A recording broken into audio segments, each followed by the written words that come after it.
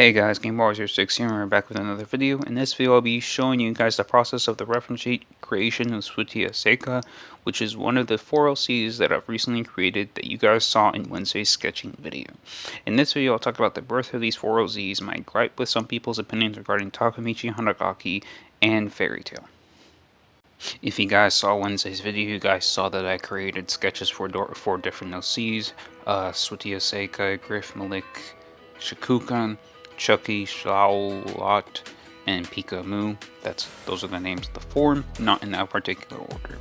In this specific video, you guys are seeing the reference sheet for Switia Seika, which is the first of the 4 newest OCs that I've created. In the process of making this video, I am working on some concept art for a female swordsman or a swordswoman, and if I end up creating her, I plan on using her in some animations, and I might use her to create a new intro for the channel, because the intro that you guys have been seeing I created back in, I believe it was 2019. So with that in mind, let me just continue talking about these 4 OCs. So when I was creating Switia Seika, prior to it, I just had the idea of this office woman. So I just went ahead and drew her office woman glasses. Maybe I was going to draw some just fun little office related stuff, her working in the office, her struggles, maybe her home life, things like that, just some funny stuff, maybe draw her in some memes. That was the original idea, but then when I started drawing her, and a little after I created the reference sheet for her, I came up with this idea for a story. Again, I'm not going to talk much about the story, like I didn't do it in Wednesday's video, because I want to save it for if and when I create this manga. So I had this idea, and this idea centered around a group of 4 people, 2 guys and 2 girls. They all have their own individual lives. Then they come together and enter this new world. So it would be in a Seika type of anime, which Seika, for those of you who don't know, is when a character or a group of characters are transported into another world from the real world, or they die and then they're reincarnated into another world. Like that time I got reincarnated as a slime, or Mushoku Tensei. Those are 2 where the main character dies in the real world and then they're reincarnated. So after I came up with this vague idea of these 2 guys and 2 girls, I really just got to work. Switia and Pika Moo were the easier ones to do. Griff Malik and Chucky, which you guys will see in the coming weeks, those took a little more time, and you guys will see 2 separate parts to those speed paints, but I'll talk more about that in those videos. But yeah, I have the first chapter lined up for this story, and as of right now, I'm in the process of designing some creatures and other things of this new world. I think I'm going to be designing some basic outfits and clothing that will exist in this world, that will be common in the world, that I can use for just random background characters that have no names or no real significance to the story, but will just fill the scenes. So yeah, like I said, I might be creating a swordswoman. The swordswoman will be a part of the story, or probably not, and will just be someone I use for animations. I want to get into some full body animations, and I've done a couple animations, but those are a few weeks ago, so hopefully more will be coming out. For those of you who don't know, I've been watching season 2 of Tokyo Revengers, and so far the season's pretty hype. I might talk about what's been going on in the season in a future video maybe, but for now I want to talk about what I've been seeing on 9anime.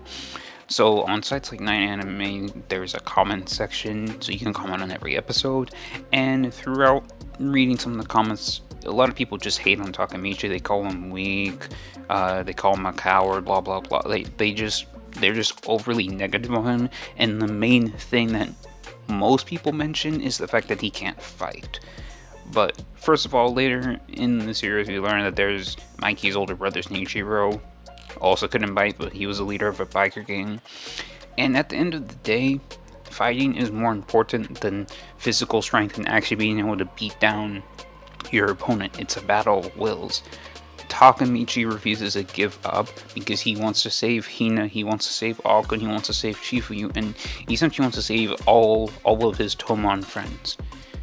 Because of him refusing to give up, and not necessarily because he has physical, like he has fighting strength, Draken is alive. I mean, to be fair, he gets executed in season 1, but originally Draken died in the past. He defeated Kiyomasa with that arm lock thing, that chokehold, and Kazutora isn't dead. So he wasn't able to save Baji, but he was able to prevent Mikey from killing Kazutora and therefore turning him dark. Takemichi's will and refusal to give up allows him to influence others to fight as well. During the Bloody Halloween battle, because Takemichi refused to stop fighting, everyone else in Tomon was able to get up and continue the fight despite the fact that Valhalla had double their men, and because of that, Draken was able to go all out, and Tomon was able to win the battle primarily because of him. And the stuff in Season 2 is all because of him as well. I believe Takemichi's overall willpower and that aspect of him is very similar to Naruto, and I compared him to Naruto in a reply I said to someone, and the person thought I was crazy. He referred to Takemichi as a loser, but if you look back at Naruto, Naruto was referred to as a loser, Hinata was looked at as a loser, Lee was looked at as a loser, and those people overcame that. At the end of the day, I think Takemichi is a great character, and I just don't like all the hate that he gets from that community, or I guess the Tokyo Revengers community as a whole. And like I said, more on Season 2 maybe in the future video. So I'm going to keep this as brief as possible because I think I can go on for 10 plus minutes about Fairy Tail by itself, but I have started to take notes on every episode of Fairy Tail. As I said, I wanted to do that because My Hero Academia Season 6 has finished. So, yeah. I've also started Konosuba, An Explosion on This Wonderful World, which if you guys know about Konosuba, so it's basically the backstory behind Megumin learning explosion magic. For those of you who are interested in seeing Konosuba, this takes place, An Explosion on This Wonderful World, this technically takes place before the major series, but in terms of episode releases, the first 2 seasons of Konosuba, Blessed on This Wonderful World, I believe that's the name of it, those released before this because the first episode of the dub came out yesterday when I'm recording this, April 19th. So, if you guys want to check that out, you will. So, what I love about Fairy Tail is that it has many focuses and it does it so well. There is no sole main character in Fairy Tail. I believe that the series focuses on the Fairy Tail Guild as a whole. However, it does have a primary focus on the people who join Lucy's team, which includes Natsu, Gray, Urza, eventually Wendy and Carla.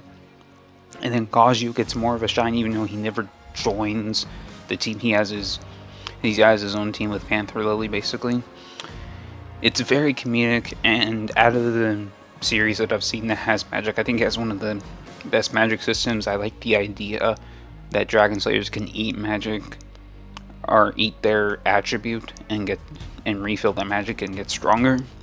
And I also like how there's the consequence that since they're learning Dragon Slayer magic, they can transform into dragons. However, the dragons that taught them said magic have prevented that from happening for most of the Dragon Slayers. For Acnologia, that's not the case, but Acnologia is able to transform back into a human form.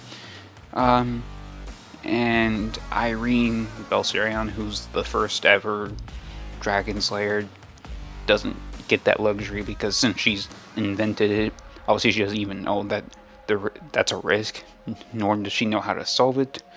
So, as I watch more episodes of Fairy Tail and take notes on everything, I will talk more about it. But for now, that's it. Thank you guys for watching this video. Please be sure to subscribe, turn on notifications, check out my Twitter and Discord, both are in the description. If you want to know what I'm currently doing or thinking about, those two places are the best places to go. I will see you guys next time.